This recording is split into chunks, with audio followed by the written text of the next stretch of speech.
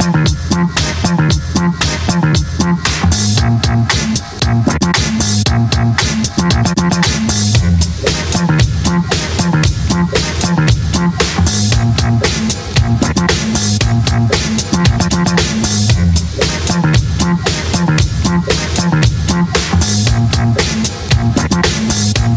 to the Power Factor Show. Episode 123. Sponsored by Rainier Ballistics, Hodgdon Powders, and JPL Precision. So welcome back to Power Factor. I'm Rick, and once again flying solo because IDPA is the topic and nobody else wants to talk about it.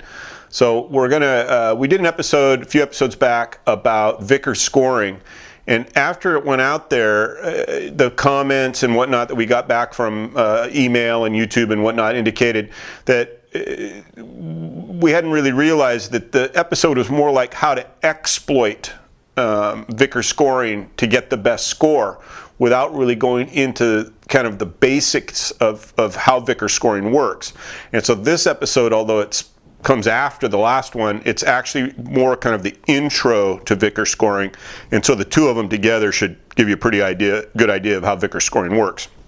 And another thing that came back via email is apparently Larry Vickers did not invent Vickers scoring. It's my understanding now that Rob Latham invented it, but somehow Larry Vickers' name got attached to it. So you could call it Latham Vickers scoring, I guess, if you want, but for our purposes, we'll call it Vickers scoring.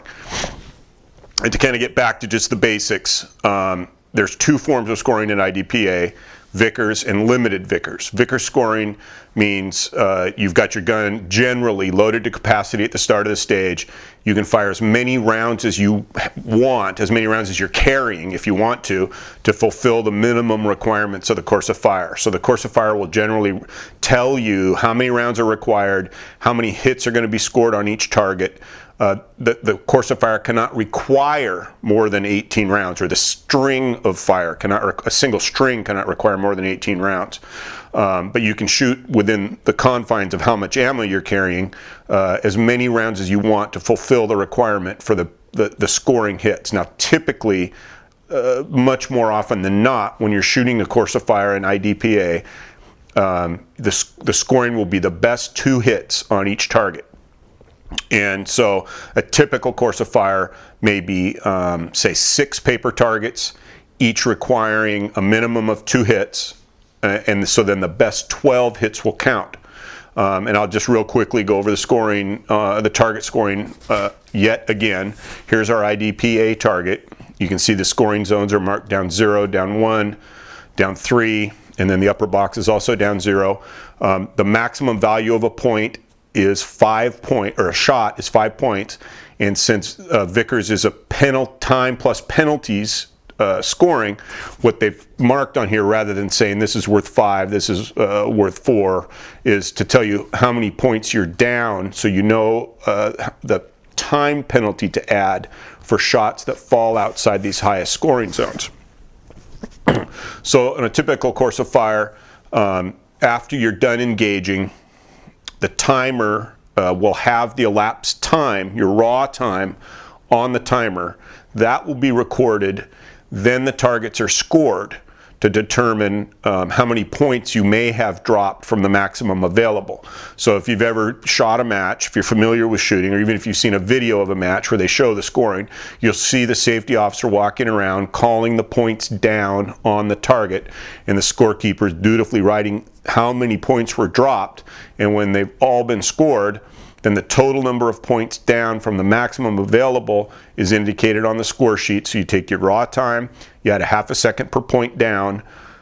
That would be your score unless you incurred some additional penalties. Now again, all penalties are in the form of time added. So a value of time has been added for any mistakes you make. Now, typically, the kind of mistakes that you will find and for which you'll be penalized, they're referred to as procedural penalties, and that means you've not followed the procedure. And the procedure could be things like use of cover. You haven't used cover properly. You haven't performed the proper type of reload. You've engaged targets in the wrong sequence, and each of these you earn a penalty if you don't get it right. And I've heard some people talk about IDPA as if it's this big penalty fest where you're kind of running around trying to avoid being penalized, but the match staff is following you around, scrutinizing your every move and applying penalties. And so as well as trying to shoot the best possible score, you're also trying to avoid being penalized to death. And I've never seen an IDPA match like that. I've never seen a situation where getting a penalty wasn't, even for a beginning shooter, wasn't kind of an unusual situation. The rules are not really all that complicated if you keep a few basic ideas in mind about how things are supposed to be run. You're not going to accrue a lot of penalties. Your score will not, should not, but probably will not include a lot of penalties. And of course, you're trying to minimize the penalties that are being applied. There are also additional scoring penalties depending on where your hits fall, or more importantly, where they don't fall on the target as you're shooting. So I'm going to start, let's just go, since we already just started in on the scoring, let's go with the scoring issues. You not only have the issue of the points that you could drop and penalties that are added as a result, but you also have hanging over your head the possibility of a failure to neutralize. And what that is a penalty that's applied to a target that has been hit perhaps, maybe you've missed, but you haven't put sufficient telling blows on it to have neutralized a target that represents an armed threat. So, and the rule book says that you must have at least one down zero, or at least one down one hit on the target in order to avoid a failure to neutralize penalty. So if the target requires 2 hits, 2 scoring hits, and you have a down 1 and a miss, that's fine. But if you have 2 down 3s, you're going to get a failure to neutralize penalty. So anytime you have a miss, it's possible that a failure to neutralize is going to be in store for you as well. But as long as you have a down 0 or a down 1 hit on the target, you're okay. And of course, that's regardless of how many hits are required. If you've got a target that requires only 1 hit, and you fire your 1 shot and hit the down 3 zone, of course, there's going to be a failure to neutralize.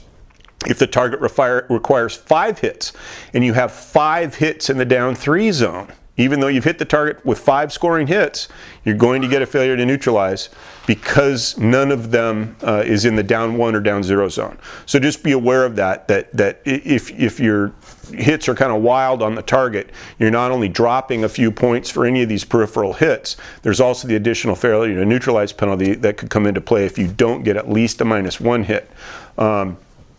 Another situation you could face when you're engaging the targets is engagement sequence. The course of fire will generally be specifying tactical priority as the engagement order in which the targets have to be engaged. And if you saw the order of engagement episode that was on a few episodes back, it detailed the tactical sequence, tactical priority, which are the 2 theories that you'll see in target engagement. If the procedure says, you got a written procedure that says engage the targets in tactical sequence, and you screw up and forget to do so, you're going to get a penalty for having to, that's why it's called a procedural error, because you haven't followed the procedure. Likewise, if it says tactical priority and you don't engage in tactical priority, you're going to get a procedural error. Now, typically what you see, if you are familiar with tac sequence, that means every target has to be engaged with a round before any target is engaged with more than 1 round. Regardless of how many total scoring hits are required on the targets, every target has to get 1 before any target gets more than 1.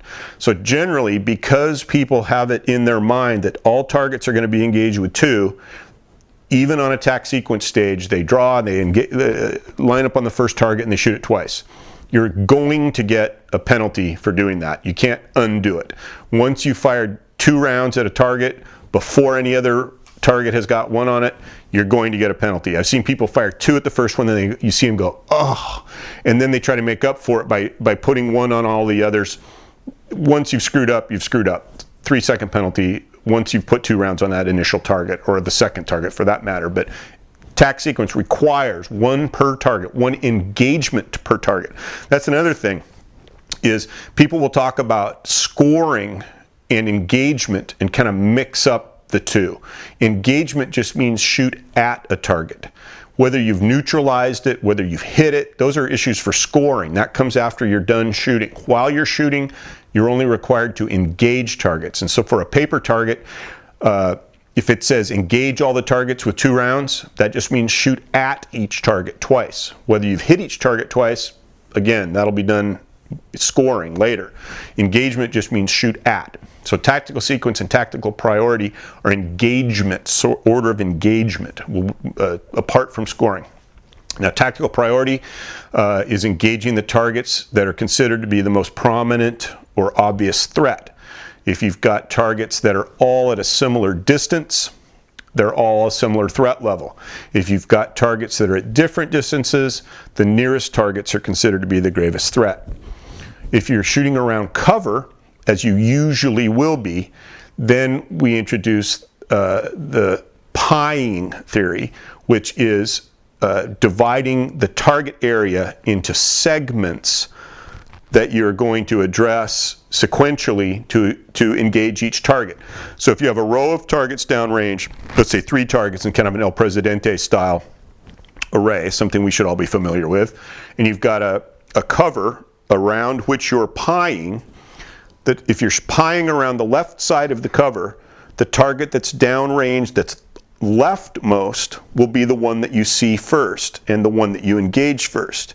Then you'll pie a little bit more to get to the second one, pie a little bit more to get to the third one, and you must engage in that order. Now, what I've seen where most people fall afoul of tactical priority is if they're pieing around cover and there are 2 targets that are fairly close together, they pie out far enough that both targets are visible, and they tend to shoot, for some reason, maybe it's because they're right-handed, they tend to shoot the one that they shouldn't shoot. So in other words, if you're shooting around cover from the right side, you'll be pieing from right to left, around the left side from left to right. And if you screw up, you'll look out, you'll see 2 targets that are in close proximity to each other, and rather than shooting the outermost one, you'll shoot the one that's next to it. And most of the time, that's the problem that I see with tac priority, is just targets that are in close proximity.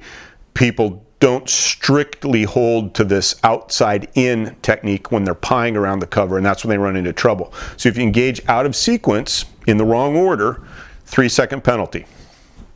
Now, if you're shooting around cover, of course, you've got to properly use the cover, and we've delved into that in a number of episodes as well. To properly use cover, assuming it's a vertical edge, all of your lower body must be behind the cover relative to the target that's being engaged. No more than 50% of your upper body may be exposed to the target that's being engaged. So if you have an array of targets that's downrange, you're going to be engaging all of them. Your use of cover is relative only to the one that is being engaged. So if you lean out far enough that you can see the middle target in our hypothetical 3-target array, you're not only shooting out of sequence because you're shooting the middle one instead of the left one, but now your body is much too exposed. I mean, as soon as you lean out that far and point the gun down range, if I were a safety officer, I would probably give you a friendly cover warning, because I'm expecting you to engage the first target, not the second target. So when I seen you lean out far enough to see the second target without having first engaged the first one, I'm probably going to say cover. And then if you fire a shot at the second target, you're certainly going to get a penalty for engaging in the wrong order. And a lot of times people, because they're not thinking about the target that they haven't engaged yet, that they should be engaging. So when I say cover, expecting them to shoot the first target, it doesn't dawn on them that the problem is that they're engaging the wrong target, and that's why they're overexposed to the first target. And a lot of what I'm describing I would kind of call beginner's issues. If you just are not familiar with the sport, you're a new shooter at a match, you haven't shot at IDPA before, these are the kind of things you're going to run into. I mean, as a new shooter, you've got so much stuff running through your mind. Hopefully, first and foremost, safety, muzzle direction, keeping your finger off the trigger when you're not actually engaging targets. But there is a lot of stuff, these little details that you have to remember. And hopefully, if you are a new shooter, you're not going to get hammered with penalties to the extent that, I mean, I've heard some people, again, like I mentioned earlier in the episode, that people talk about IDPA as if, it's just like this contest amongst the staff to find as many mistakes as possible that you've made, and you kind of running around shell-shocked, by all the cover penalties and engagement sequence issues. And after you've shot a couple of matches, it becomes very natural. I mean, when I started shooting IDPA over 10 years ago now, I'd been shooting USPSA for 3 or 4 years already. So I had to learn some new techniques, where and when to do things, and I did get some penalties. But once you kind of understand the rules and how they work together, it makes more sense, and it's less likely that you're going to be penalized. Now, for instance, one of the things is when you're reloading, you have to be behind cover if cover is available, and the amount of cover that you must maintain is the same amount of cover as when you're shooting.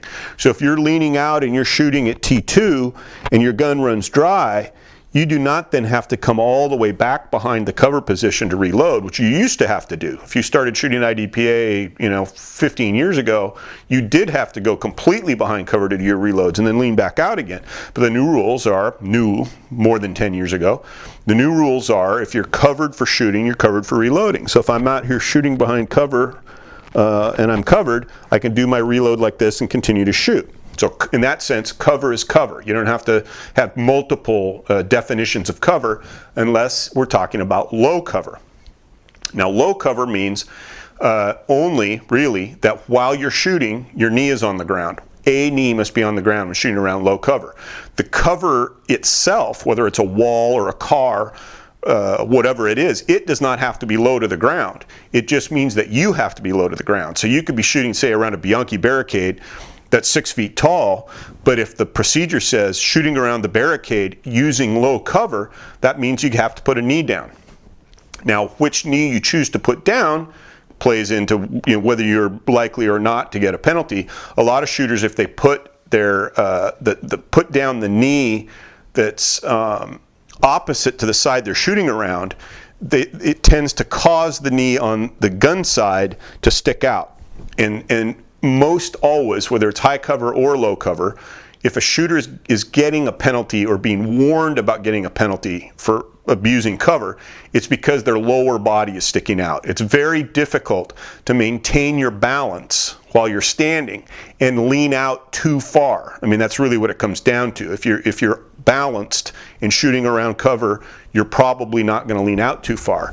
But if you get a foot stuck out or a knee stuck out, that's probably where you're going to see an infraction. And although the match staff is not required to warn you if you're using cover improperly, generally, assuming there's time and the safety officer's in a position to call it, they will give you a warning. And at our club, if I see somebody that I think is about to fire a shot and they're hanging out, I'll yell, "Cover!" And as long as they get back before they break a shot, they're fine.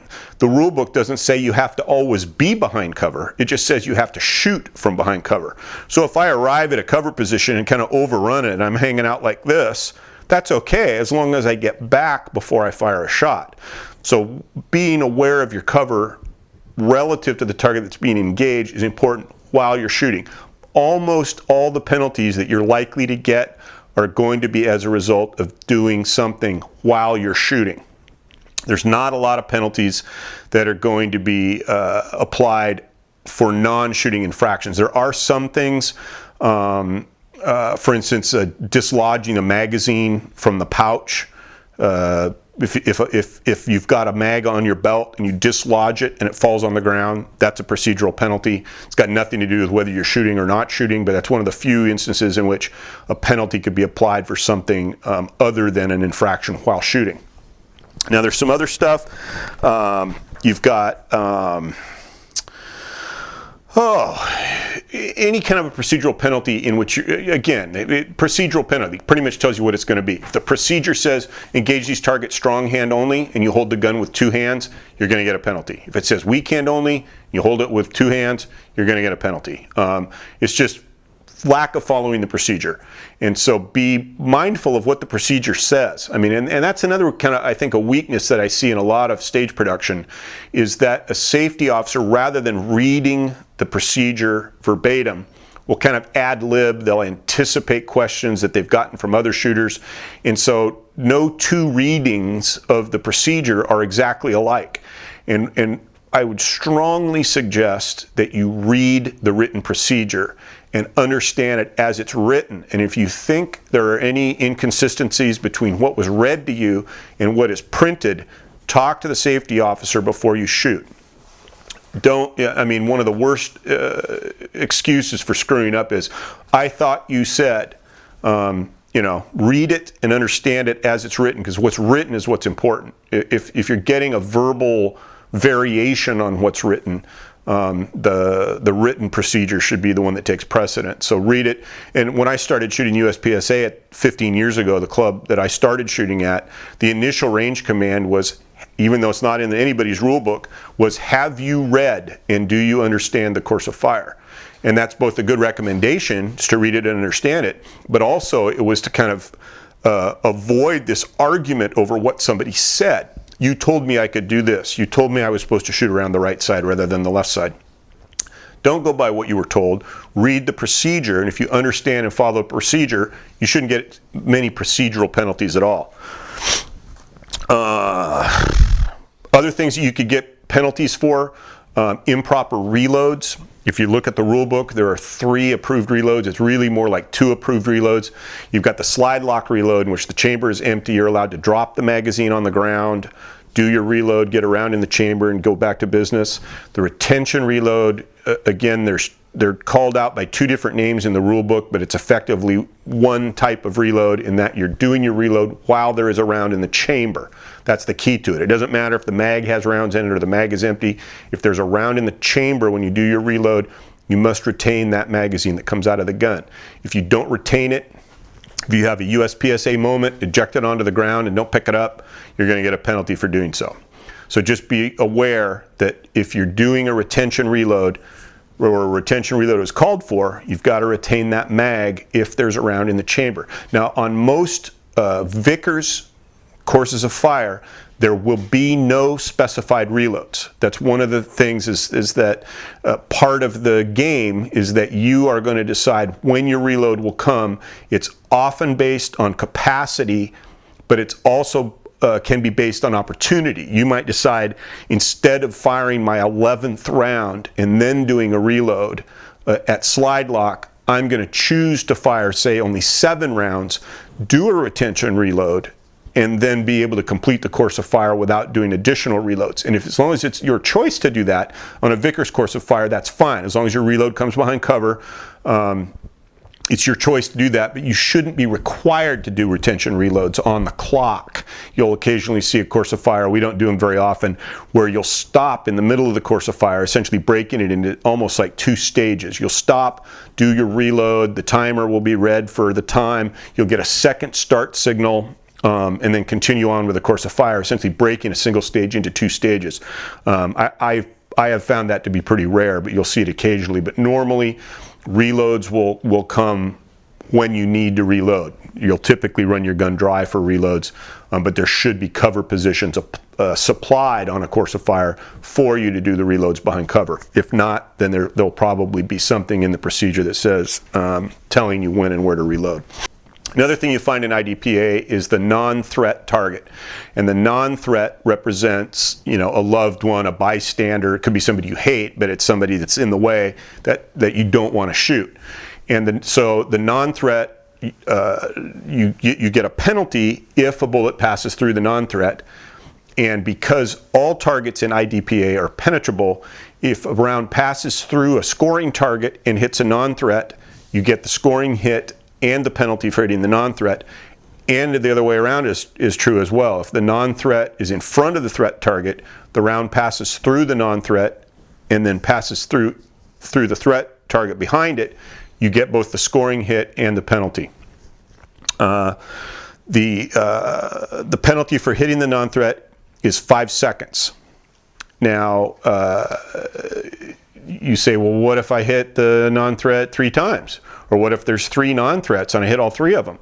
You're not going to get more than 1 penalty per non-threat target hit, no matter how many times you hit that target.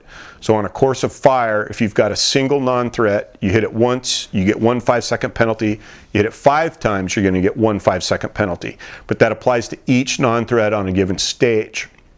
You won't see a lot of non-threat targets. You won't ever have a situation where you've got a single threat target with non-threats all around it as kind of impediments. There's actually, the rule book says if you've got 3 threat targets, you can have up to 3 threat targets, you can have up to 1 non-threat. And so the ratio is generally going to be about 3 to 1. If you have 4 threat targets, 5 or 6 threat targets, you can have a second non-threat. But you should never have this kind of sea of non-threats kind of obstructing your view of threat targets. They should be scattered on a course of fire, although you will generally see them overlapping a threat target to make it a more difficult shot, and something you want to be careful of because of the 5-second penalty for hitting it. Now, the big whammy penalty of IDPA is the failure to do right, usually shorthanded as FTDR. And the FTDR penalty is something that, because IDPA is a sport in which intent is important, the FTDR penalty was instituted as a means of penalizing somebody that did an action that maybe wasn't specifically in violation of a given rule or a given procedure, but just was generally undermining a fair, equitable performance on the stage. So it's a form of cheating, but it's kind of a subjective thing that in the mind of the safety officer kind of subverts the idea behind the course of fire. And it could come into a situation, for instance, where a shooter repeatedly violates a rule that they're accepting procedural penalties is not really an option. You can't go to an IDPA match and say, I'm not really into these reloading rules. This idea that there's more than one kind of reload, I'm just going to reload whenever I want, and they can just go ahead and give me a penalty. You're not really allowed to do that. You're not allowed to essentially abuse the rules because you don't want to comply with them. And so if somebody has this sense of, either I don't really care about the rules, or they seem to be willing to break the rules repeatedly, just whatever their motivation may be, if the safety officer determines that the person is kind of violating the spirit of the game, is really what it comes down to. The FTDR penalty is supposed to be sufficiently stiff, 20 seconds, that it'll essentially ruin your match. If you care at all about your match score, I don't know how you can compete caring about your match score and accepting a bunch of penalties, but that's just an example that I came up with, is that if you repeatedly ignore cover calls, for instance, or you repeatedly ignore the reloading rules, or you can repeatedly ignore order of engagement or any of the rules of IDPA, you decide you're not going to shoot from cover. You're going to shoot while you're running between cover positions, even though the procedure says engage from the cover positions. A safety officer has it within their power to decide, this person is just, they're not playing the game. They're doing their own deal. It's disruptive, it's disrespectful, et cetera, whatever their reasoning may be, that if it's sufficiently egregious, the FTDR penalty can be applied. There are very rare examples. I actually, just to give an example, I did receive an FTDR penalty one time.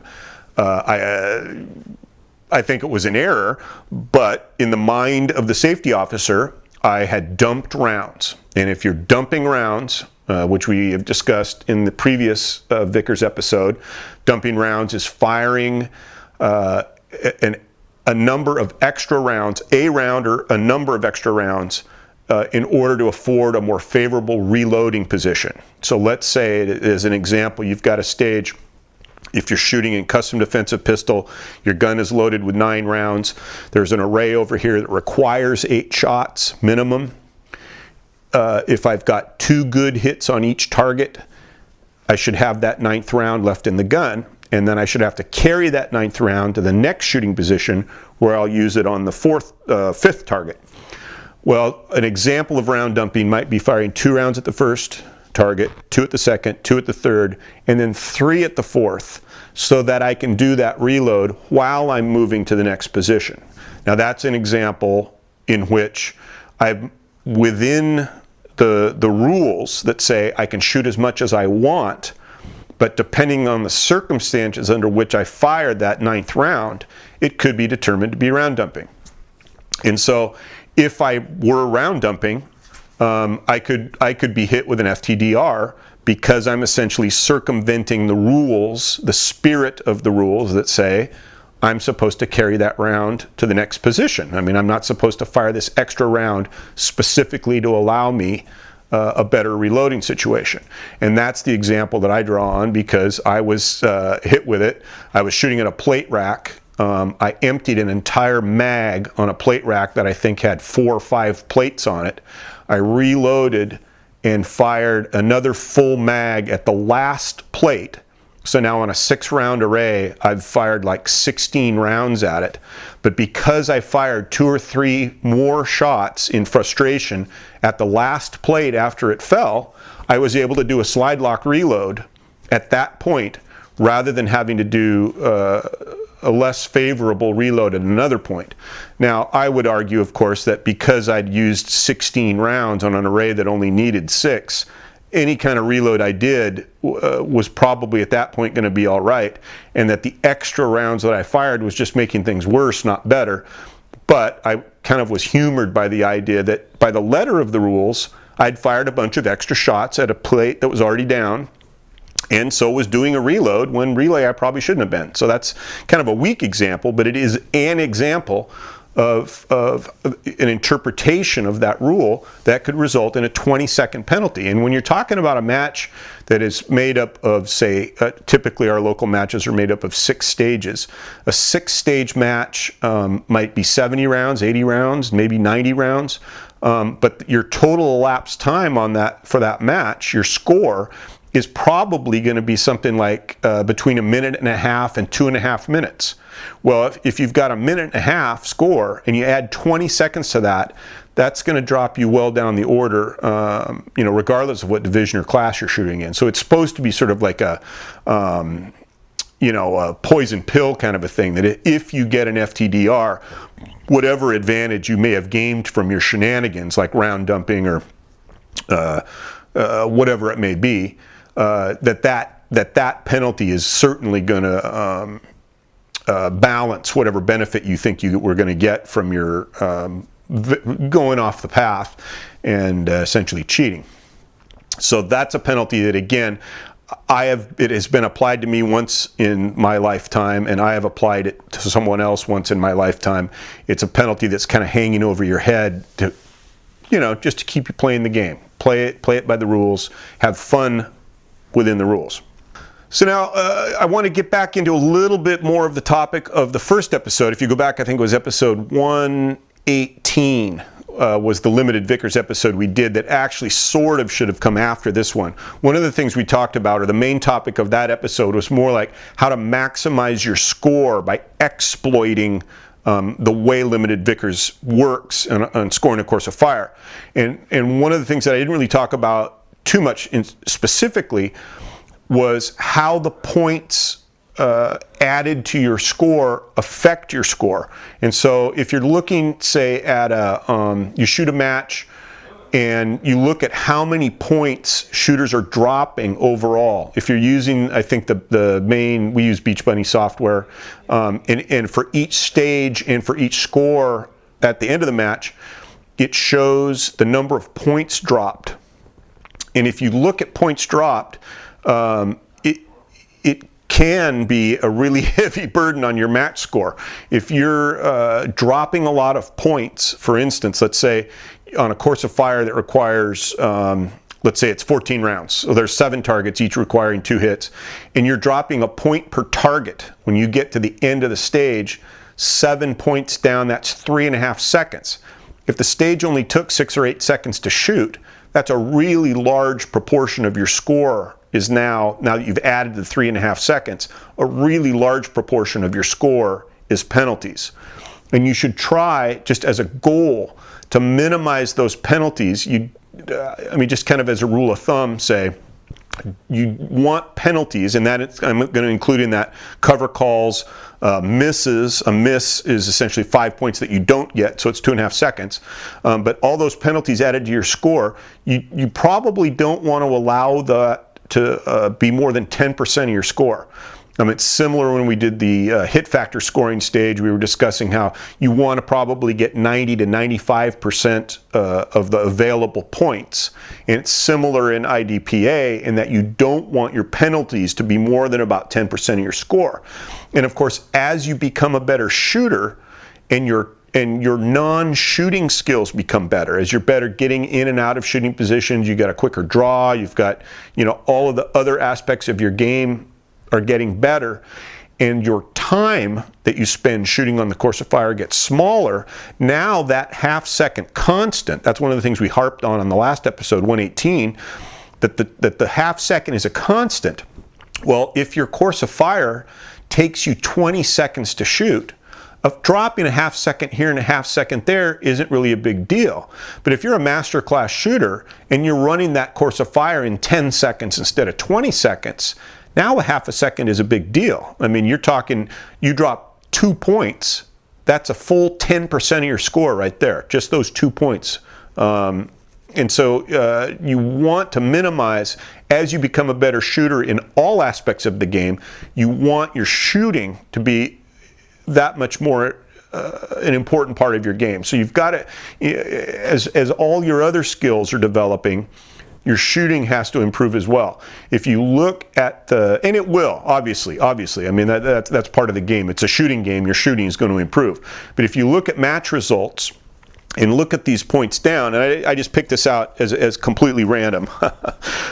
This is the last match I shot at my local club. And there were 5 classified revolver shooters. And if you look at the order in which they finished, the shooter who dropped the fewest points had the best score. The shooter who dropped the second fewest points had the second best score. The shooter who, now here's a little bit of anomaly, the shooter with the third best score dropped a couple more points, dropped 7 more points than the next shooter, but their total score difference was less than a second. And so, and it's very usually the case. If you look at the match results, there's a fairly strong correlation between points drop and where the shooter finishes in the standings, because the better shooters are dropping fewer points, and so their scores are suffering less for dropped points. So try to keep that percentage as you're improving all of your match skills. Try to keep in mind that each of those half-second points that you drop is essentially hurting your score more as you become a better shooter. So if if you've just got into the game, you see yourself, I'm dropping 6 or 8 points per stage, you could drop 6 or 8 points per stage, and that might be 10% of your score. But as you're trying to move up in classification and perform better at the matches, the number of points you drop has got to come down because it just becomes too big a percentage, too big a proportion of your score. I've only seen one shooter in my life. You hear this phrase, you can't miss fast enough to win. And I've seen one shooter in my life who almost literally could do that. I would shoot a course of fire and I would run through it in, say, 10 seconds, and I dropped 2 points. This guy would run through it in 6 seconds, and he dropped 5 points, 6 points, 8 points, and he would do it consistently. He would consistently be the fastest shooter on the range. He would consistently drop tons of points, but he was running so fast that he was able to make up for it. And I swear that's the only time I've ever seen anybody be able to do that. Most people, their time on the stage will be close enough that if you start adding a bunch of penalties, there's just no way they can move fast enough to make it up. So as your skills increase outside of shooting, it's really important that your shooting skills increase at the same pace as so that proportion of your score that is taken by penalties remains no more than 10%. So just keep that in mind. If you're getting a cover call every match, you're dropping 3 or 4 points per stage. Tighten that up. Get rid of those penalties. I tend to drop. I'm among the more accurate shooters at my club. Typically, I will drop 1 or 2 points per stage. At the end of a 90 round, 6 or 7 stage, 80 or 90 round course of fire, I'll typically have dropped 10 or 15 points. There are a lot of shooters. I get beat by shooters that drop twice that many, but I generally am not only amongst the top in terms of the points dropped, but my scores are generally pretty good as well. So there is a correlation between points dropped and score, but there should be. And just be mindful that it's not, just a matter of, I'd be a much better shooter if I drop fewer points. That's true, but you want to improve all of your skills. And as you're moving faster, drawing faster, and transitioning faster, you also want to be saving more time by dropping fewer points and not accruing any penalties. You don't want to be, you absolutely want to lock down your order of engagement, your use of cover, so that you're not accumulating penalties, adding seconds to your score with mistakes like that. Now, even though this episode is supposed to be about Vickers scoring, I would be remiss if I did not mention limited Vickers scoring. And limited Vickers is an alternate scoring method that you'll see in my experience, almost exclusively on shooting drills or standard exercises. You'll occasionally see it on a scenario type course of fire, especially I think on a stage where the room is limited, or you've got you're limited to the direction in which you can shoot, and so you'll have the same targets engaged from multiple locations. And that's generally the reasoning behind limited Vickers scoring. If you have targets that are, say, on an exercise in which you're shooting strong hand and weak hand, if it were a Vickers stage, you might shoot twice as many rounds with your strong hand to make up for the fact that you're not as good of a shot with your weak hand. Limited Vickers, because it specifies the exact number of rounds you're allowed to fire and penalizes you for extra shots and extra hits, it ensures that the rounds that are fired in either from different locations or with a different type of engagement their value is maintained on the course of fire in the proportion and the number of rounds fired. So you might have a stage where you've got, let's say you're shooting, you've got a 3-target array, like an El Presidente style array, and you'll say shoot from 15 yards freestyle. Then you'll move up and shoot 10 yards strong hand only. Then you'll move up again and shoot 7 yards weak hand only. And to kind of maintain the integrity of each of those engagements, it will be limited Vickers to ensure that you fired 6 rounds freestyle, 6 rounds strong hand, and 6 rounds weak hand. Now, in a scenario course of fire, it could be a situation where you've got 3 targets and you're simulating, let's say you're right on top of the targets at the start, and you back up to a cover position and you shoot them, engage them the first time while backing, engage them again from the cover of a barricade, and you back up again to what looks like the outline of a car and engage them again. And so again, to make sure that the shots that are fired from 15 yards have get their full value relative to the shots fired from 10 yards and fired, let's say, from 5 yards. Limited Vickers scoring ensures that you're not firing, say, extra shots when it benefits you to do so to mask the shots that were less beneficial. And so it really should only be used for that reason. You shouldn't see a course of fire where they say it's limited Vickers just to make it more difficult on you. If you want to make it more difficult, you can increase the distance, you can put hard cover on the target, you can put a no shoot in front of it, but the idea of this course of fire is limited so that the fear of God is put into you, that you won't be able to make up a miss or whatever. That's a misapplication of it. It should only really be used on courses of fire in which there's multiple engagements of the same target or the same set of targets, either again from multiple locations or using different engagements, left hand, right hand, no cover, vertical cover, horizontal cover. So you'll see limited Vickers courses of fire, but again, they'll normally be these kind of exercises or shooting drills as opposed to a scenario course of fire. And another thing that you're going to see that's probably not very common, I see it less often than once per match, I might see it 2 or 3 times per shooting season, is a special allowance for not being able to finish a course of fire. And that means, for instance, your gun breaks. Let's say you're shooting a 16-round course of fire, and after the first 6 shots, the mag catch breaks, the mag falls out, you can't get it to stay in, so you're essentially done. Well, in order for that to not too adversely impact your score and to kind of allow you to stay in the game even though your gun is broken, there's 2 methods of scoring the stage, and you get the better of the 2. The first method of scoring is standard Vickers scoring. You would just, you fired 6 shots on a stage that requires 16, so you would total up all the misses for the shots that weren't taken, the penalties for failing to engage the targets that are supposed to be engaged with X number of rounds each, failures to neutralize because you had 2 mics on all these targets, and you add up all those penalties and record a score like you would as a standard Vickers stage. The alternate scoring method is to take the minimum number of rounds required to complete the course of fire and multiply that by 3 seconds. So again, on our 16-round course of fire, that'd be 48 seconds. So your score is the better of what you actually did based on your actual shooting performance, scored by Vickers scoring, or this alternate scoring method, which is 3 seconds times the minimum number of rounds required. And it's just it does kind of bail you out. I mean, if your gun breaks down in the middle of a match and it's reparable, you can get back into the match, and that one stage isn't necessarily going to ruin your day.